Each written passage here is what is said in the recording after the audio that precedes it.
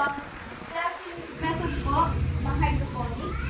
And then, yung mga materials po, or yung mga materials po na mostly po ginagamit po natin kung mag-hydroponics po tayo. And then, yung process po ng isang hydroponics planting inner po, dito po maging example po natin is yung lettuce po. And then, yung maintenance po, or kung ano po yung dapat nyo pong gawin para po ma-maintain po yung cleanliness ng inyong system. And lastly, is yung advantages po ng hydroponics. Why po hydroponics is maganda when it comes to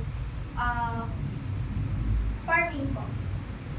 So, first, explain po natin yung basic of hydroponics, or what is hydroponics.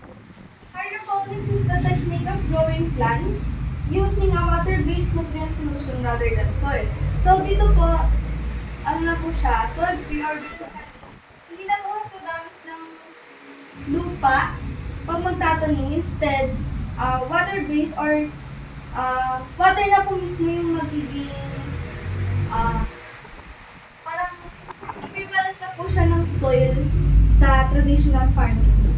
Then, hydroponics comes from the term comes from the Greek words hydro and ponos, which means water, and work, in where kapag dinasit mo siya in literally, it means water working, or yung